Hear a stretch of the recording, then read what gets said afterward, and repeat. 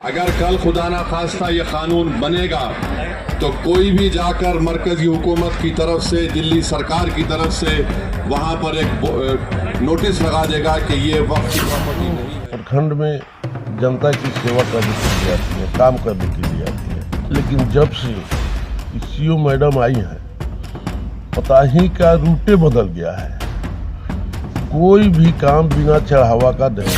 विधायक लालबाबू गुप्ता जी, पहली बार आपने कुछ बोला है, चिड़ैया की सड़कों को देखा है, चिड़ैया के विकास को देखा है, तो हम लोग तो चिंतित थे कि आप कभी कुछ बोलते क्यों नहीं। पहली बार जब आपने बोला है तो आपने भी जहर उगलने का काम। आपको अपना 19 कट्ठा का ज़मीन, जो सीलिंग का ज़मीन, वो चाहते थे कि म्यूटेशन आपके परिवार का स्टाफ रात को 8 बजे 9 बजे जो है दरवाजे पे चला जाता था कि हम विधायक जी का महिला पदाधिकारी है, इसका नाम नाज़रीन अकरम है और वो मुस्लिम समाज से आती है।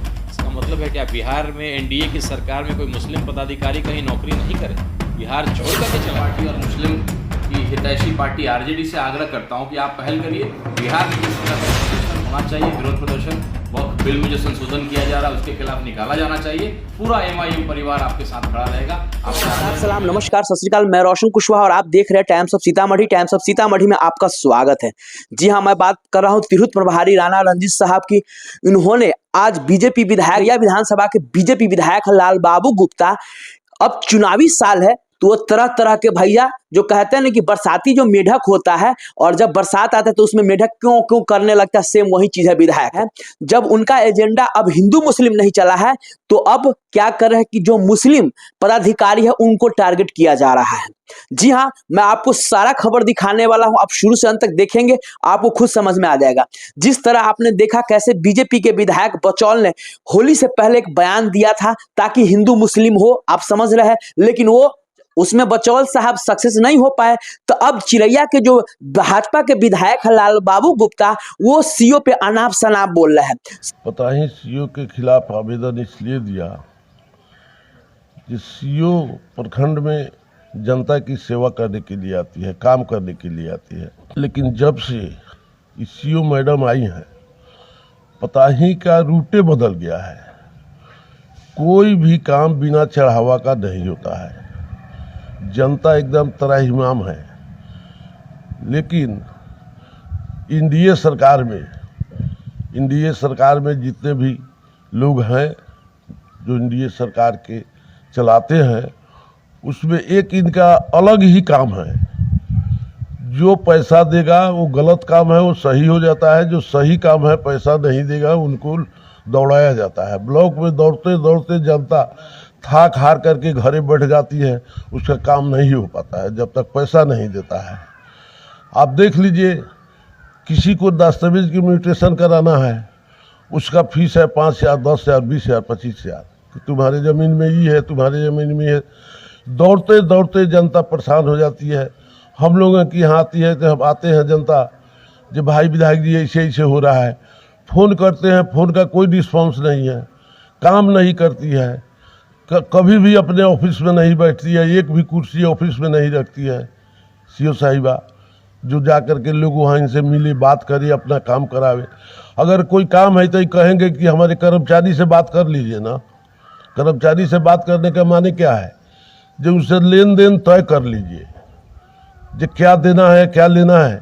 2 महीना 3 महीना दौड़ना पड़ता है, यहाँ जाइए वहाँ जाइए, ये आपका नहीं है वो आपका नहीं है। सटाइए, सीओ मतलब मनमानी करता है, सीओ पैसा लेता है, सीओ ये करता है, क्यों? क्योंकि वो मुस्लिम समाज से है।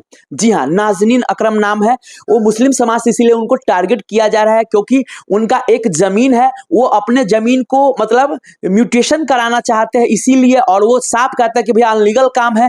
जी हाँ, सीओ साहिबा कहती है कि अनलीगल काम है, हम कर नहीं सकते, इसीलिए अब ये विधायक क्यों क्यों करने लगा, मेढक की तरह, बरसाती मेढक की तरह।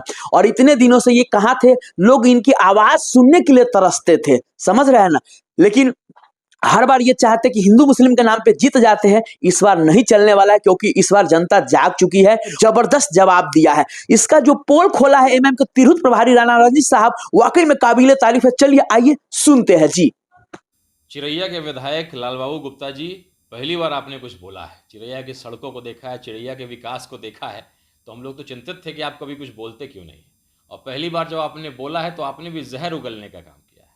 आपको अपना 19 कट्ठा का ज़मीन, जो सीलिंग का ज़मीन है, वो चाहते थे कि म्यूटेशन आपके परिवार के नाम से हो जाए।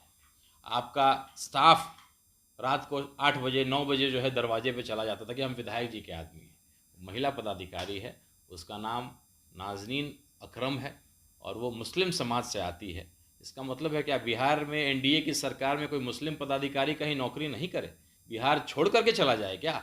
एक तरफ हमारे मुख्यमंत्री जी जो महिलाओं को आरक्षण देने का काम कर रहे हैं कि अधिक से अधिक महिलाएं जो है अच्छे पदों पे जाकर के काम करें, और वहाँ जो है आपके स्टाफ, आपके पीए रात बेरात उसको परेशान करते हैं। पर्सनल लाभ आप चाहते हैं कि 19 कट्ठा का सीलिंग का ज़मीन आपके नाम से म्यूटेशन हो जाए। इतने दिन तक तो आपने कभी कुछ बोला ही नहीं। चिरैया के किसी मुद्दे पे हम लोग के कान तरस गए। हम लोग कभी चिरैया शादी विवाह में जाते हैं विधानसभा में, तो जो सड़कों की हालत देखते हैं, वहाँ का जो विकास का सबसे धीमा स्तर देखते हैं, तो बड़ा तकलीफ होता है। अगल बगल में ढाका से लेके मधुबन से लेके कई जगह भी घुमा है, वहाँ के सड़कों को भी देखा है।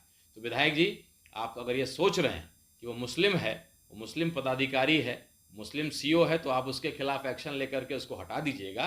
वो जातिवाद नहीं करती है क्योंकि मुस्लिम समाज से आती है, और आप चाहते हैं कि ऐसा कोई पदाधिकारी है जो आपके जात के लोगों को लाभ दे, आपको लाभ दे। तो ऐसा तो वो करती नहीं, वो ईमानदारी से काम करती है, अपना नौकरी बचाना चाहती है, गलत नहीं करना चाहती है। 19 कट्ठा का सीलिंग का ज़मीन कैसे म्यूटेशन कर देगी आपको? अपना नौकरी ताक पे रख दे। तो इसलिए आपको तकलीफ हो गई। पहली बार आपने कुछ बोला भी तो किस कारण से बोला? आपको जांच का अधिकार है, आप विधायक हैं वहाँ के, आप बिल्कुल डीएम को लिखिए, लेकिन फिर सारी बातें बाहर आएंगी कि आप आज उसके खिलाफ क्यों आपने मोर्चा उठाया। पहली बार बोला तो क्यों ऐसा बोला, क्यों एक मुस्लिम पदाधिकारी पे आपने अटैक किया? अगर आपको ऐसा लगता है कि वो अकेली है तो ऐसा बिल्कुल नहीं है।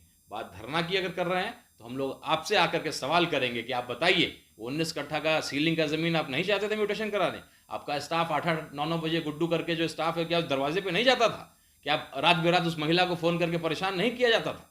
तो ये सारी चीज़ें भी बाहर आएंगी विधायक जी। तो बिल्कुल आपका अधिकार है, आप अपने अधिकार का इस्तेमाल करिए, और लोकतंत्र में हर पदाधिकारी का, हर व्यक्ति को उसका अधिकार है।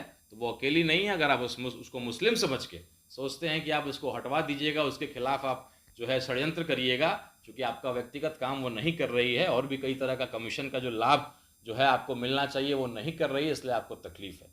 हमारी तो पूरी लड़ाई ही सरकारी भ्रष्ट सिस्टम के खिलाफ है, लेकिन भ्रष्ट पदाधिकारियों पे कार्रवाई होना चाहिए। धर्म के नाम पे, जाति के नाम पे किसी के खिलाफ कार्रवाई नहीं होना चाहिए। और आप जिस पार्टी गठबंधन से आते हैं, नीतीश कुमार जी सेकुलर विचारधारा के मुख्यमंत्री हैं। अगर आप गलती कर रहे हैं, उसको मुस्लिम समझ के कमज़ोर समझ रहे हैं, तो आपको भी नीतीश जी, हमारे मुख्यमंत्री जी, फटकार लगाएंगे, क्योंकि सेकुलर मिजाज के व्यक्ति हैं। वरना जो है इस तरह का मुस्लिम पदाधिकारी तो कहीं होता ही नहीं।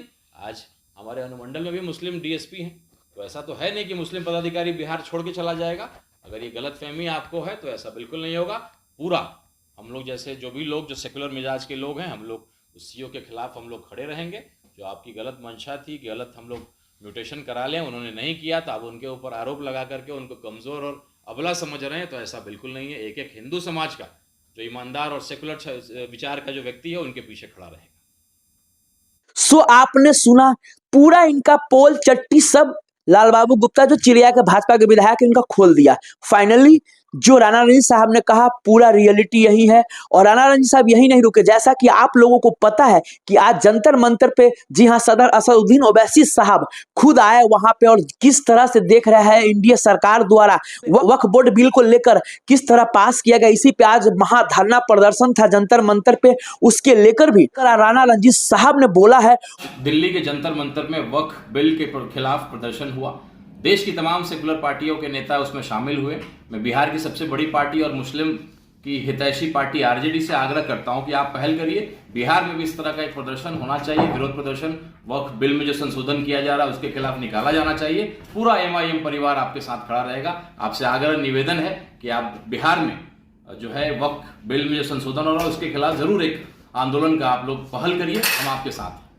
तिरहुत प्रभारी राणा रंजीत साहब ने आह्वान किया है कि भैया अगर आरजेडी इतना ही बड़ा दिखाते हैं मुस्लिमों के प्रति प्यार, तो आइए यही तो मौका है कि हम लोग एक विशाल धरना प्रदर्शन करें और ये जो बिल पास करा है वक्फ बोर्ड पे, एक साथ आइए। इसमें कोई राजनीति नहीं होना चाहिए। अपना बड़ा दिल आरजेडी दिखाए और एक साथ आए। चलिए हम लोग भी बिहार में धरना प्रदर्शन करते हैं और ये बिल हम लोग कतई पास नहीं होने देंगे। चलिए तो आप देखिए ये राणा रणजीत साहब ने आह्वान कर दिया है, प्लीज आप वीडियो को इतना शेयर कीजिए कि तेजस्वी यादव तक किसी वीडियो पहुंचे और क्या निर्णय लेते हैं आरजेडी वाले आप लोग कमेंट करके जरूर बताएं और जितना हो सके इस वीडियो को शेयर कीजिए। तब तक के लिए बाय बाय, टेक केयर, देखते रहिए टाइम्स ऑफ सीतामढ़ी।